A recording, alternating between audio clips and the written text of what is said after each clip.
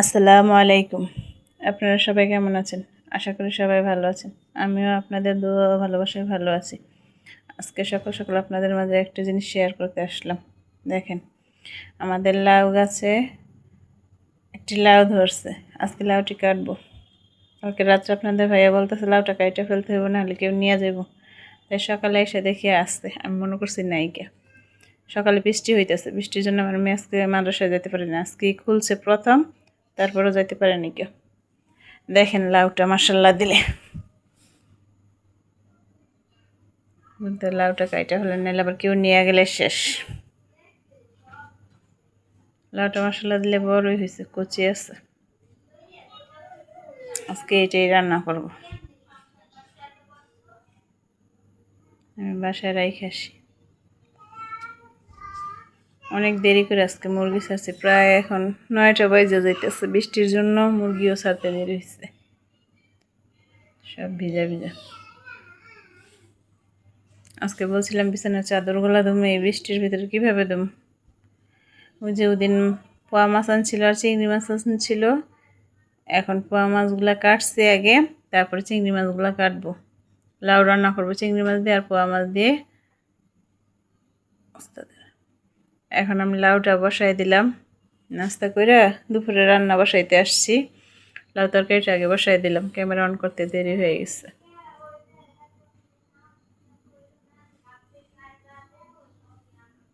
মশলা কষাই ফেলছি, এখন লাউটা দিয়ে দিই।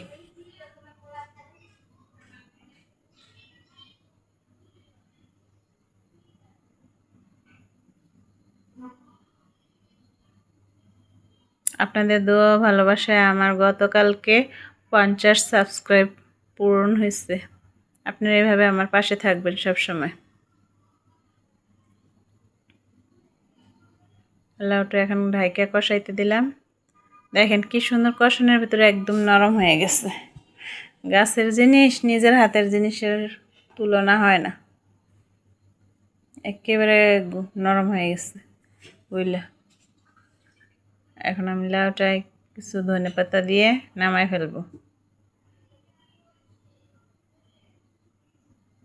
রান্নার পরে কতটুকু হয়ে গেছে।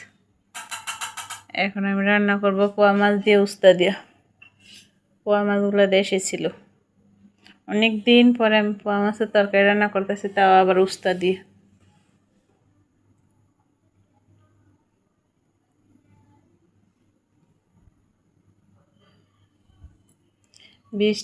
বৃষ্টি নামে এই রোদ উঠে, কি সমস্যা। অনেকেই দেখছি বাইরে কাপড় রোদ দিচ্ছে, কাপড় শুকাইতে পারে না ভালো করে, এই দৌড়ে নিতে হয় ঘরে। আবার রৌদ্র দেখে আবার আইনা দেয়, এমন করতে করতে সবাই হয়রান হয়ে যেতেছে। এই যে আমি মশলাটা কষাইয়া পোয়া মাছগুলো আগে কষাইলাম। পোয়া মাছটা কষানো হয়ে গেছে, উঠায় রাখুন। তাজা পোয়া মাছ এভাবে কষায় রান্না করলে অনেক ভালো লাগে। আমি পোয়া মাছগুলো উঠায় রাইখা আলু কষাইতে দিলাম। আলুটা একটু কষায় এখন টমেটো দিয়ে ঝোল দিয়ে দিচ্ছি। ঝোলটা একটু বলক উঠুক, তারপর উস্তাগুলো দিয়ে দেব।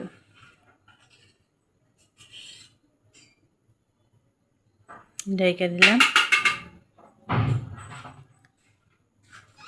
এই তো পানিটা বলক উঠছে, আমি এখন উস্তাগুলো দিয়ে দিলাম। উস্তাটা দিয়ে দিলাম। এখন উস্তাটা বলক উঠলে মাছগুলো দিয়ে দিব। ঢেকে দিলাম।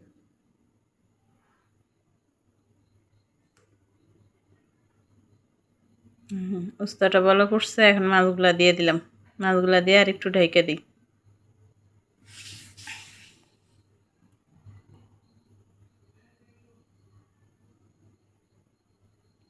আমার তরকারিটা হয়ে গেছে, এখন ধনেপাতা দিয়ে নামাই ফেলবো।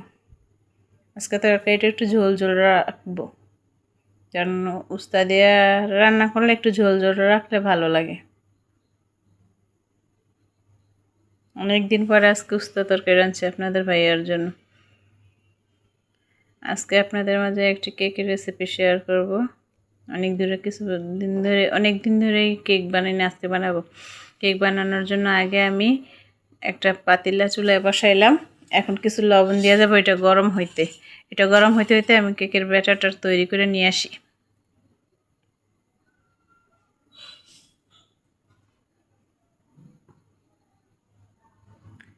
এখন শুরু করলাম আপনাদের সাথে একটি কেকের রেসিপি।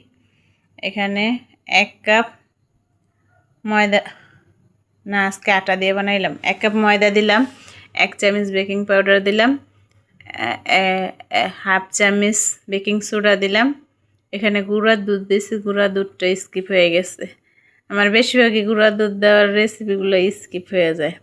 এখন শুকনো উপকরণগুলো আমি চাইলে আলাদা ঢাইলা রাখবো, তারপরে ডিমটা ফেটবো।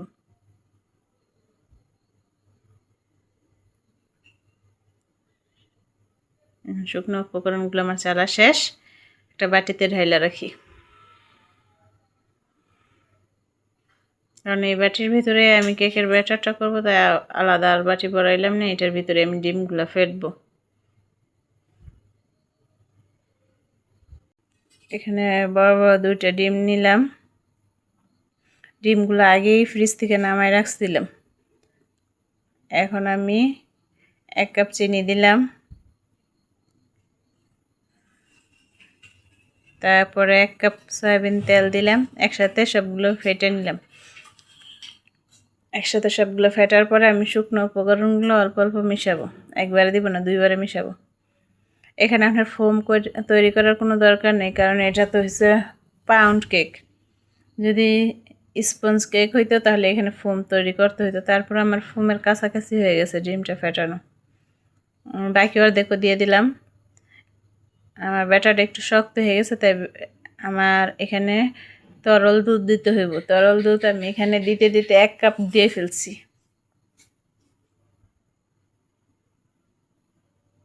1 কাপের মতো নিলে আসছে আমার সম্পূর্ণটাই। ব্যাটারটা ঠিক মতন আসছে ঘনত্বটা। এখন এটা আমি আলতো হাতে মিশিয়ে নেই।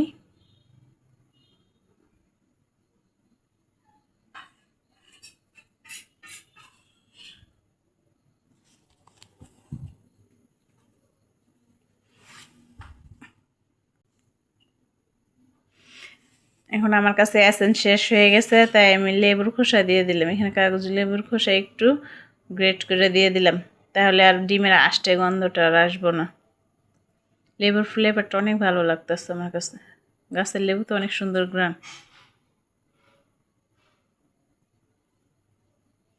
শুধু সবুজ অংশটা দিবেন, ভিতরেরটা না, তাহলে আবার তিতা লাগবে। যে আমার হয়ে গেছে, ব্যাটারটা আমার পারফেক্ট হয়েছে। এখন যে পাত্রের ভিতরে বসাবো ওই পাত্রটাতে আমি কিছু সয়াবিন তেল আর আটা দিয়ে ঝাইরা নিলাম, তাহলে আর কাগজ দিতে হবে না। এখন সুন্দর মতন ব্যাটারটা ঢাইলা দিই আমি।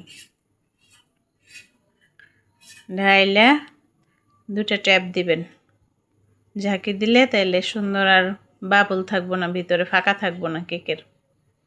এখন আমি লবণের ভিতরে বসাই দিলাম, একটা ঢাকনা দিয়ে ঢাইকে দিব। একেবারে চুলার আঁচ কমাই দেব, একেবারে নর্মালে দিয়ে দেব না। উপরে একটা পুতা দিয়ে দিলাম, বা যে কোনো একটা ভারী জিনিস দিয়ে দিতে পারবেন। কেকটা বসায় আমি আপনাদের ভাইয়াকে একটা পেঁপে কেটে দিলাম, ঘুমেতে উঠলে যাতে খাইতে পারে। ওই দিন 2টা পেঁপে আনছিল না, একটা রেখে দিয়েছিলাম ফ্রিজে, তাই আরেকটা এই যে কাইটা দিলাম। ওই দিন তো রান্নার মাঝে খায় একটা কাইটা দিছে, খায় ফেলছে।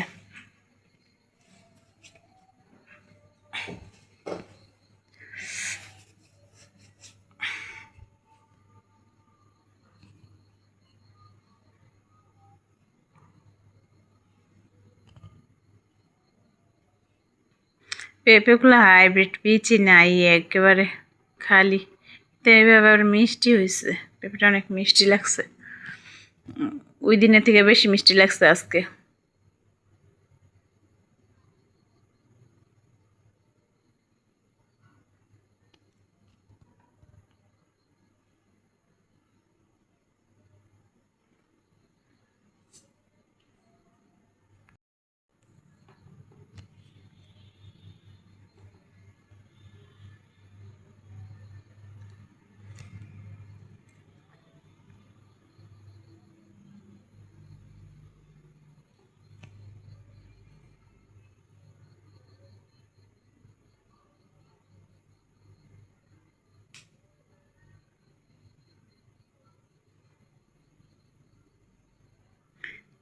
পেঁপেটা কাইটা দিয়ে এখন বিকালবেলা মেয়ে বলতেছে মেহেন্দি দিব, ইরফানের আম্মু বলতেছে মেহেন্দি দিব, তাই সাদিকার নানিদের বাসায় আসলাম মেহেন্দি পাড়তে। সাদিকের নানিদের বাসায় আবার বড় একটা গাছ আছে, মেহেন্দি গাছ। এখন মেহেন্দি পাতা পাইরা নিলাম কিছু, ওগুলো বাইটা এখন নখে দিব, হাত পায়ের নখে দেওয়ার জন্য মেহেন্দি পাতা পাড়তে আসছি। মেহেন্দি পাতা পাইরা এখন সাদিকার নানি থেকে একটু চুনও নিয়ে গেলাম, চুন দিয়ে দিলে কালারটা সুন্দর আসবে, খয়েরি খয়েরি হইব। নিয়ে এখন বাসায় চলে যাব, নিয়ে এগুলো আবার বাটবো। ইরফানের আম্মুই বাড়ছে।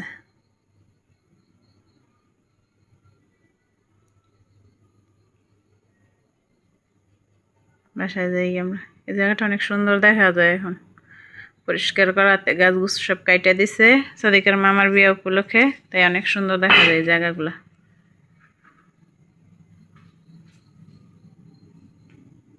আর মেয়ে খালি দুষ্টুমি করে।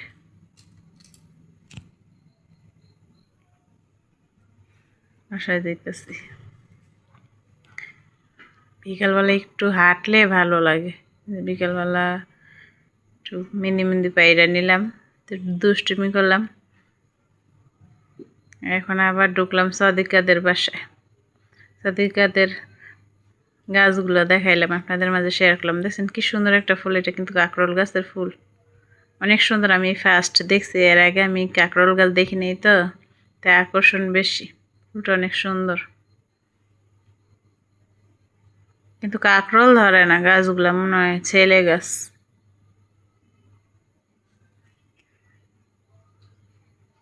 বাসায় চলে যাই, শেষ বিকেলে হাঁটাহাঁটি শেষ। এখন দেখি আমার কেকটার কি অবস্থা। একটা টুথপেক দিয়ে দেখি, কেকটা সুন্দর মতন হয়ে গেছে। কেকে কোনো ব্যাটার নাই, কাঁচা নেই। এখন আমি কেকটা নামায় ফেলবো। কেকটা নামায় ফেললাম। আমার ভিডিওগুলো যদি আপনাদের ভালো লাগে তাহলে আমার চ্যানেলটিকে like, comment, share and subscribe করবেন। দেখেন কি সুন্দর ইজিলি এই মোল্ড আউট হয়ে গেছে। আমার মেয়ে আর ওর ভাবি গেছে ইয়া ফাদরে দেখতে, ওইখান থেকে আসার সময় মোমো নিয়ে আসছে। এখন কেকটা ওরা কাটবো।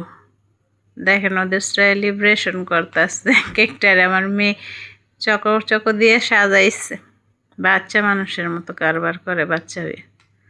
এখন কেকটা কাটতেছে, কেকটা অনেক সফট। আজকের ভিডিওটা এখানেই শেষ করব। আপনারা সবাই সুস্থ থাকবেন, ভালো থাকবেন, আমার জন্য দোয়া করবেন। আর আমার চ্যানেলকে বেশি বেশি লাইক, কমেন্ট অ্যান্ড শেয়ার করবেন।